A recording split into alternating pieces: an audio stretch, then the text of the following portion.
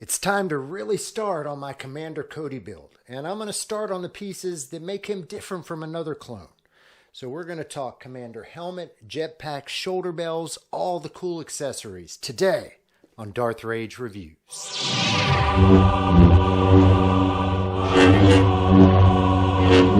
Darth Rage Reviews, your source for the Force?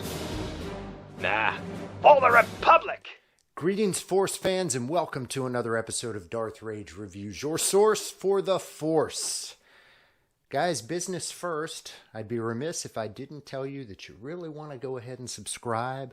Getting close to 9,000. When I hit 9,000, I'm going to make an announcement on the huge giveaway that's going on when I reach 10,000 subscribers. So you want to make sure that you are subscribed and you've got that notification bell hit so you can see when I'm posting videos, because that's how you're going to find out about all this really cool stuff that I'm going to give away. So business out of the way, guys. We're back to the other business, clone construction. So I am finally about to really begin on my Commander Cody build. I kind of wanted to start this a couple months ago, and then I got caught up in a couple commission builds and some armor for a friend, and then some fixing of an armor for a friend, and everything blended together. But here we are. We are at the position where I'm about ready to start with my Cody construction. So this stuff here, this is all a set from Dino over at Sanotized Creations. These are the accessories that really kind of make a clone commander different than standard clone armor. And in the case of Cody, it's the helmet, which is, has the visor. It has these two fins that ride on the top, like so.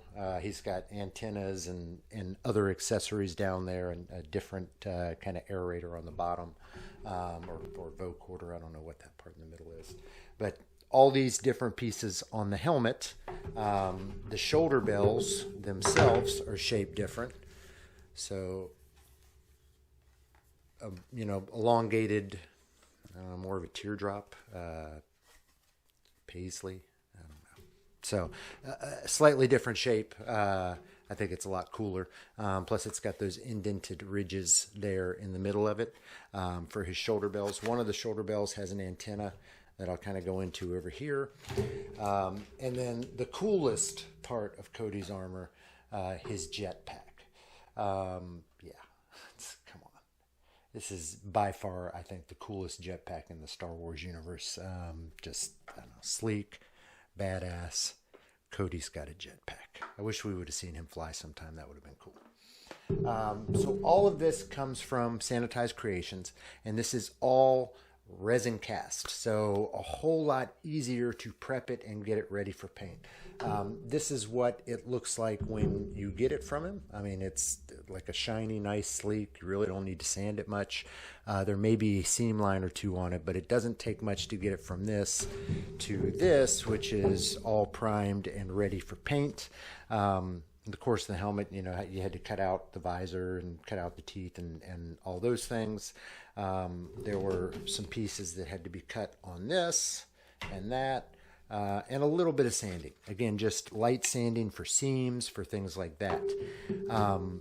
All in all, a whole lot easier production or pre-production before you get to paint on a resin piece than on a 3D piece. It is a lot heavier, which can make a difference for some people. But the finished products will really, they'll kind of be indistinguishable other than the weight.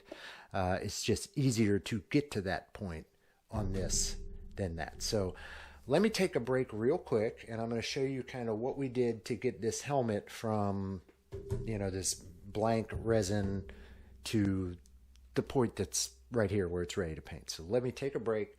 We'll run you through a little production. Take a look at how I did this. This whole process starts with really the only piece that needed any glazing, spot putty, any kind of finishing like that, and that's the visor. It was a 3D printed piece, so yeah, I needed to do a couple layers of the glazing, spot putty, finish that all off. But literally that's the only piece that needed it. You just don't really need that with a resin print that much. So then I had to come through with some of the accessories. This is the shoulder piece accessory that holds the antenna. Just had to cut the little knob off that kind of pops out of the mold, just so that would fit on nicely like so.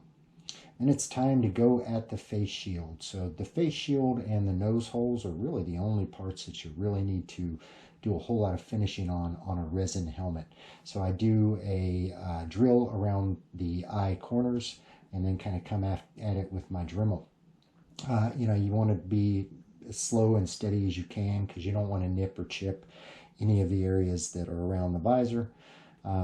This whole process probably took me about 30-35 minutes to get it done. It's a slow process, but it's really the only part that takes any kind of labor. So whole lot of drilling, whole lot of dremeling, more drilling, more dremeling. You get to a portion where you can just kind of snap the whole face shield out. And we're almost at that point. You just kind of get it like that, snap it out, and you've got yourself a pretty good looking helmet. And it's time for those nose holes. You got to drill those, and then I come back at it with the Dremel just to kind of smooth those out as well. A little hand filing as well, just to make sure it's all straight and even.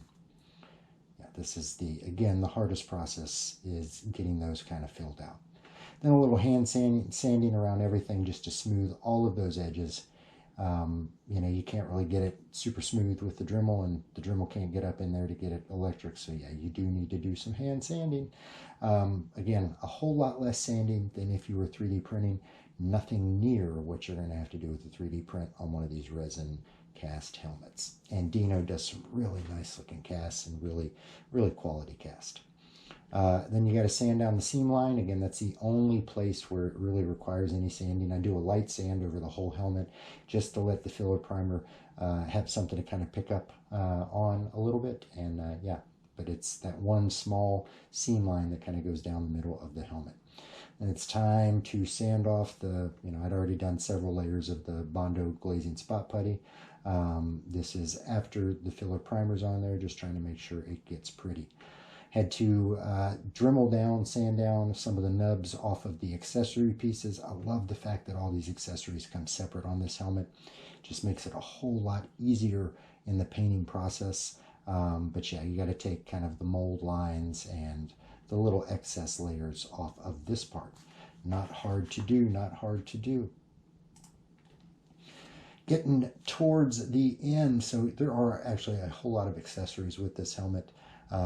There's antennas, the camera,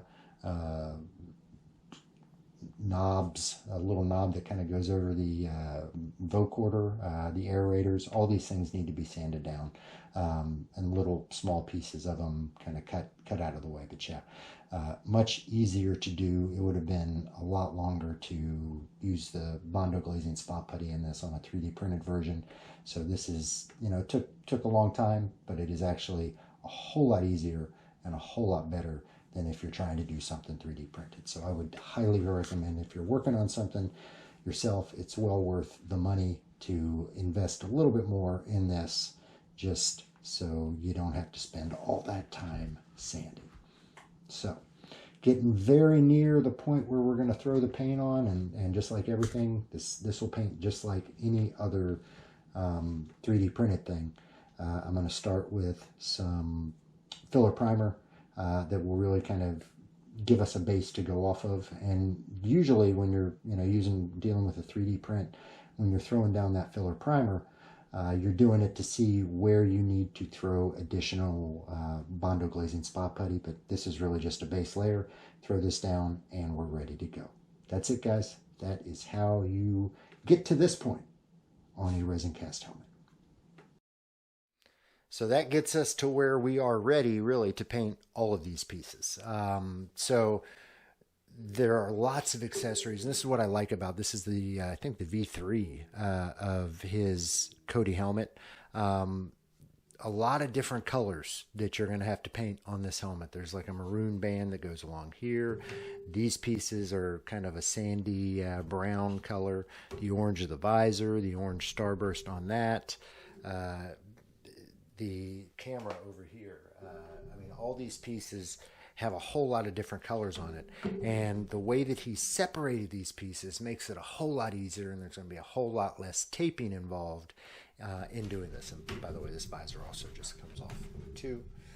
A whole lot less taping, so I got to really commend Dino on that. It's, you know, nice to not have to spend so much time taping these things down when you're painting it. But yeah, a lot of accessories on this. So you've got the camera that pops up in the front there. One side has, which is it? One of these sides has this. And then something goes on that. The other side over here has that one. So this goes there. That goes there. This pops in the top there. But yeah, he's got all kinds of little accessories and pieces and nods and nodules, and you know, so that goes over there. But they're all separate, so it'll make it a whole lot easier to paint. And this is the antenna piece that goes onto the side of the shoulder bell, which is just like so. I've got another part of it taped underneath there, but yeah, that part pops up there. But yeah, that'll glue right onto the top of that, just like that, for his shoulder bell. Also have a stencil that's somewhere down in this bottom drawer that will give you the script that's along the side of his shoulder bell. He's got a cool little, it's not Arabesh, I'm not really sure what the script is, but cool little script on the side there. Also, another addition is there is a strap and a pin on one of his biceps. So Dino's done a nice little kind of rubber bronze looking strap and pin that's separate, so you can use the armor that you've got and just attach this to that bicep. So yeah, all of our pieces, parts ready to go for the additional pieces. So I'm going to go ahead and move on into paint on all of these parts, except for this part, because I know I'm going to have, there's going to be, this thing is so heavy. I don't know if Velcro is going to hold it up by itself on the back plate. So I may need to do some screwing, some drilling, and add some bolts of some type to connect this to the back plate. So before I do that, I'm not going to paint before I get any of that done. So I'm going to paint all of these pieces. Jetpack will kind of stay by itself for right now until I get a little bit more of the armor put together. So my plan is moving forward. Oh yeah. Also the commander badge, the rank badge that gets glued right to the chest piece. So my plan moving forward is to go ahead and paint this stuff and get that, use that to kind of inspire me and get me excited to burst through the rest of this armor. So painting on this, then I'll start construction on the armor and get it all put together. But yes, stay tuned. Join me for the journey. See how we take pieces of plastic and resin and turn them into everybody's favorite clone. It's not Rex, it's Cody. Everybody's favorite clone. So join me on the journey. Let's take a look at how I build Cody. I hope you guys enjoyed this. Next step, painting the helmet. If you enjoyed it, guys, give me a like, give me a comment. Let me know. As always, I'm Darth Rage. This is Darth Rage Reviews, your source for the Force. The circle is now complete. When I left you, I was but the learner. Now I am the master.